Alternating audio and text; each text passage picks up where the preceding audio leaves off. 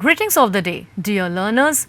This is Dr. Shaumili Mandal, an Assistant Professor of English at Vasant Kanya Mahavidyalaya, Kamacha, and I am back with my 9th module, that is Revisiting Folklore, the concept of class, caste and gender. So, in my previous lectures, I have talked about folk customs, folk performances, folk, dances and many things and everything about folk. Here, I will be dealing with the 3 basic concepts of folklore. I have 5 lectures here. Lecture 1 will deal with all focus on the folk. Lecture 2 will deal with economic division of folk. Lecture 3 will deal with Varna and Lok. Lecture 4 will deal with lore of our own, and lecture 5 will deal with interplay of caste and gender. So now we will be starting with our first lecture, that is all focus on the folk. Firstly, I will talk about how I have divided the folk. So as we know that the social structures of a society such as caste, gender and economic class frequently influence folk culture, which is ingrained in regional customs and daily activities. Folk culture is not a single entity, but it is a collective one which encompasses everything which is there in the society. Within folk culture, we have subcategories. One is based according to the economic class. Access to resources, forms of employment and cultural manifestations such as attire, cuisine and music are frequently influenced by economic status. Then we have the folk culture of the working class. Work songs and protest folk songs are examples of songs about labor, adversity and resistance. Handcrafted tools and functional potteries are examples of practical crafts. Economical folk art styles make use of materials at hand. We also have the rural and the peasant folk culture, dances, melodies and festivals that are related to agriculture. We also have the oral customs that have been carried down through generations, and we have regional foods which are derived from subsistence farming. We also have the folk culture of artisans and merchants, mixes of semi-urban and folk elements. Artistic crafts are both practical and ornamental uses such as metalworking and weaving. We have the elite individuals who consider folk customs are occasional and they are adopted and stylized by the upper classes, which affects how they are presented. Folk are influenced by the court, more elaborate clothes or musical instruments.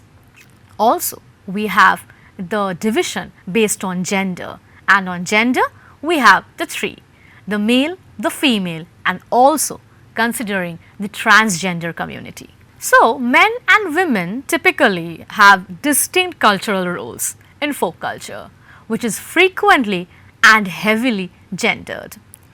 For folk culture of women, we have the healing techniques, the domestic songs and lullabies.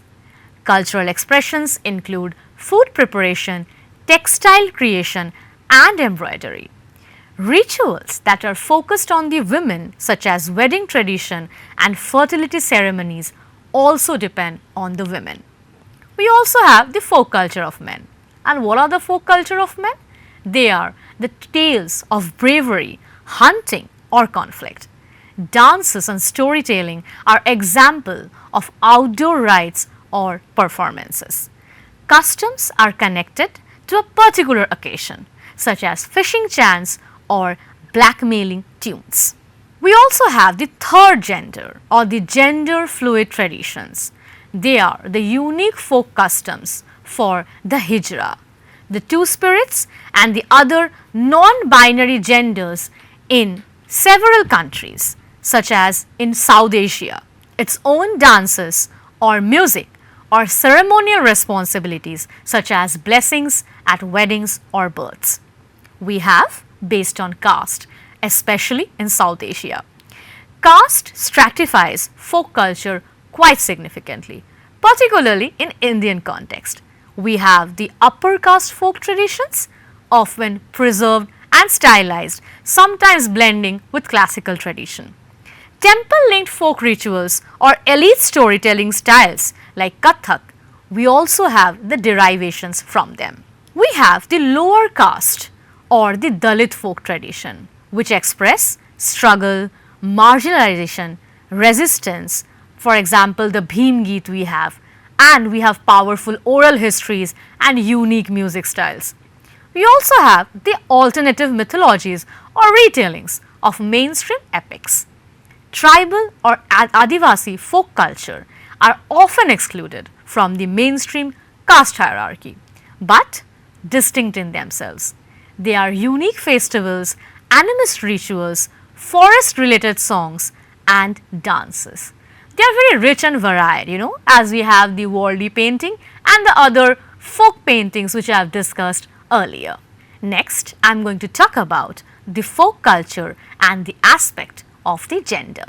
Gender-based perspectives on folk culture reveal profoundly ingrained differences in roles, manifestations and venues. Gender has historically influenced not just what cultural activities are carried out, but also who is permitted to do and under what circumstances. Folk culture among women is frequently associated with the home and the community. Lullabies, wedding and childbirth ritual songs, kitchen-based customs and generation-old crafts like weaving, needlework and storytelling are all included. As subdued yet potent means of resistance and identity assertion, these modes of expression frequently mirror themes of longing, struggle, endurance and familial bonds. Women are also in charge of maintaining folk tales inside the family and are keepers of oral tradition in many rural communities. We also have, on the other hand, the men folk culture, which is more visible and they are frequently associated with work, land or ceremonial authority. For example, we have ballads of war and valor, and we have songs performed in field or while traveling, and physical performances such as folk dances, martial art customs and gender specific musical instruments are all included. We have the community myths and epics which are traditionally been told by men, particularly in performative traditions like village theatre and storytelling. The phrases frequently reinforce patriarchal ideals by celebrating bravery, fraternity and external conflict. Now, I will be talking about folk and economic class. Folk culture is greatly impacted by economic class in a number of ways, most notably in relation to participation, transmission, maintenance and perception. Because they do not have access to mass produced cultural commodities, people from lower socioeconomic strata frequently rely on oral traditions, handcrafted crafts and community based rituals. Folk customs that call for equipment, supplies or time commitments may not be able to be preserved due to financial limitations. Folk culture may endure longer in underprivileged areas since commercial or globalized culture has less of an impact there. For reasons of identity or necessity, people may continue to perform traditional dancing, music, attire and cuisine.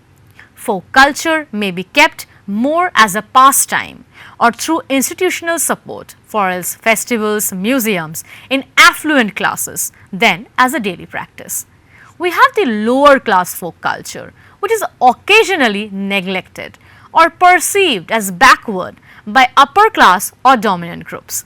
Upper class interests such as folk revivals can, however, occasionally commodify and reinterpret folk culture, changing its original meaning and application.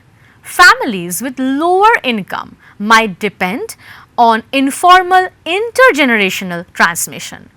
Higher income groups may interact with folk culture through organized events or formal schooling, which can alter the culture's meaning and context. Who is allowed to participate in traditional cultural practices and how it can be determined by economic status. Folk dances or rituals, for instance, could be done differently when modified for tourists or festivals that offer financial incentives. However, these cultural manifestations can also serve as a source of pride and defiance, enabling underprivileged communities to stand up for themselves against outside influences. This cultural diversity is susceptible to appropriation and also exploitation through particularly when aspects of folk culture are commercialized for tourism or financial gain at the expense of the people that produce them. Folk culture is therefore a resource that is frequently underappreciated by the general public and an enduring relationship to tradition, but it also represents danger and resilience in lower socioeconomic levels. Engagement in folk culture is frequently influenced by leisure, education and access rather than need in upper socioeconomic levels. Higher income people usually engage with folk culture through carefully chosen activities like festivals, museums, academic research or travel, in contrast to lower income communities who live their traditions as part of daily life. Though frequently outside of their original and social and cultural context, folk music, crafts or rituals may be valued for their aesthetic or historical significance. Richer social classes occasionally contribute to the conservation of endangered customs by supporting their upkeep through philanthropy or cultural organizations. But this interaction can also result in romanticization or commodification, where folk culture is portrayed in idealized or marketed ways. Such traditional performances put on for tourists or handcrafted handicrafts sold at upscale markets. As a result, the culture loses its significance and becomes estranged from the communities which it rose. Furthermore, cultural appropriation may result when elites embrace aspects of folk culture without knowing where they came from. However, in more favorable situations, people from higher socio-economic groups can utilize their power to legitimize and elevate folk customs, encouraging wider acceptance and conservation initiatives. Overall, privilege and power dynamics impact the interaction between folk culture and upper economic classes, which is frequently marked by appreciation, reinterpretation and occasionally exploitation. Folk culture and economic class have quite different relationships in lower and higher socioeconomic groupings. Folk culture is frequently experienced and practiced as an essential aspect of everyday life in lower socioeconomic groups. It fulfills practical functions based on necessity, local knowledge and group tradition, including storytelling, food preparation, clothing and ceremonies. Particularly in rural or underprivileged areas, these customs, which are passed down unofficially through the generations, aid in maintaining cultural identity. Higher socioeconomic classes, on the other hand, typically interact with folk culture from a distance, frequently through admiration rather than involvement. According to them, folk customs are more frequently seen in managed, commercialized or romanticized cultural settings such as museums, festivals or craft marketplaces. Although this involvement may be well-meaning and involves support for preservation, it also leads, as I said, to dilution of customs, estrangement, and they occasionally the upper class interpret traditional culture through consumption or scholarly interest, but the lower classes conserve it through lived experience. In the end, both organizations help keep folk culture alive, but their contributions are very different in terms of their nature and effect. One is based on continuity, while the other is based on selective representation or resurrection. So, we have the history, the social identity and the economic forces which influence the intimate and dynamic relationships between the various classes of the society, and also the relationship between the folk culture and the middle class. So, I have talked to you about the lower class, the upper class, and now I will be talking about the middle class. It has been historically used to describe the material characteristics, beliefs, practices and customs of rural, frequently working class communities. Rather of being documented in writing, it was highly localized and spread verbally or through practice. However, in writing, the middle class intellectuals and reformers started to record, conserve and even romanticize folk culture as a type of national heritage in the 19th century, as I told about the preservation of folk culture. The middle class has frequently looked for genuine experiences or goods that distinguish itself from mass produced or elite forms of culture, particularly in contemporary consumer societies. Folk revivals have occurred in many civilizations, especially in the 20th and 21st century, and they are frequently headed by young, educated, urban middle class people. The middle class frequently takes on the role of cultural curators, maintaining folk traditions through organizations such as museums and folklore societies. Middle class sponsored or attended festivals and curricula in schools that incorporate folk literature or customs. Now, I will be talking about, is the folklore casteist? In many traditional civilizations, particularly in South Asia, caste systems have long influenced cultural explorations. Expressions, folklore and casteism are closely entwined. The values, power structure and worldviews of the groups that produce and transmit them are reflected in folklore, which includes oral histories, songs, rituals and performances. Dominant caste groups have long employed folklore to uphold social hierarchies in a caste-based culture, including concepts of superiority, inferiority, pollution and purity into cultural narratives. Myth and legends can reinforce exclusion and stigma by exalting the actions of heroes from higher caste while eliminating or condemning the ones from the lower class. Folklore can also be a place of resistance.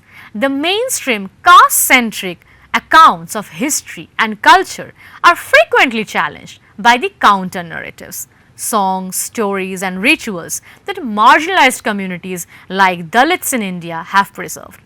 These narratives emphasize their hardships, spiritual beliefs and sense of communal pride. This demonstrates how casteism affects not just social system but also the imagination, making folklore a tool of oppression as well as a form of cultural assertion. Casteism and folklore in India are also closely related, reflecting the nation's varied cultural landscapes and ingrained social systems.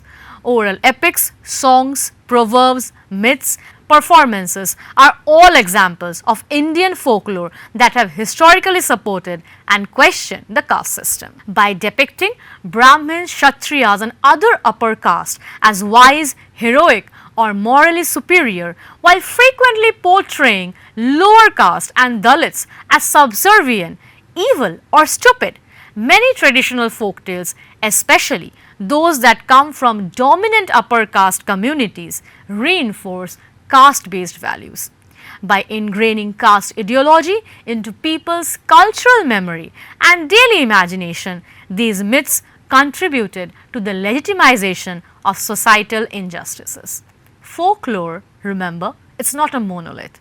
It can be a method, as I said, of resistance. Stories and songs that challenge prevailing narratives have been transmitted by marginalized communities. Local heroes, goddesses, and ancestors who were disregarded or vilified by mainstream narratives are a prominent part of the folk culture of the Dalit and the tribal tradition. For instance, in oral tradition, people like the Dalit poet Sant Ravidas and Adivasi Birsa Munda are revered as representations of spiritual strength, defiance, and dignity. These counter folkloric traditions express alternative worldview based on equality, fairness, and community pride, while challenging the Brahminical cultural hegemony. While certain forms of caste-conscious folklore remain reinforced exclusions and stereotypes, others have developed it into potent instruments and kind of, struck it on the higher class. For example, we have the Dalit folklore of Chokha Mela, which is in Maharashtra, which is a traditional narrative of a 14th century Dalit. He was a Mahar actually, saint poet and devotee of Lord Vittal of Pandharpur. Although deeply spiritual, he was not allowed inside the temple because of his caste. So, what he did? He formed, he was deified actually into a revered figure who represents spiritual equality and protest against caste-based exclusion. His bhajans are still sung in Dalit communities as acts of cultural pride and defiance. Now, I will be talking about the individuality and transformation of folk culture. The individuality and transformation of folk culture highlights its dynamic and evolving nature, rather than portraying it as a tradition, as a fixed tradition of the past. While folk culture, as we discussed earlier, is deeply rooted in collective community practices, it also carries a strong element of personal expression. Individual performers such as storytellers, singers or dancers often reinterpret traditional forms based on their own experiences, creativity or social perspectives, giving folk culture a unique, flexible character. This individuality allows folk traditions to remain relevant and meaningful across generations. At the same time, the folk culture also undergoes constant transformation due to changing social, political and technological context. Movements for social justice have also been a part of folk tradition as tools of resistance and identity assertion, especially among marginalized communities. However, transformation is not always organic. Commercialization and globalization sometimes reshape folk culture in ways which we cannot imagine. Despite these shifts, the essence of folk culture lies in its adaptability and its ability to balance continuity with change, reflecting both communal values and individual voices in a living cultural tradition. Now, we are at the end of the first lecture of our 9th module. And here, I have tried to conceptualize, the folklore, or you can say the folk customs based on caste, gender and class. And I will be discussing them in detail in my other lectures of this module. Thank you and have a good day.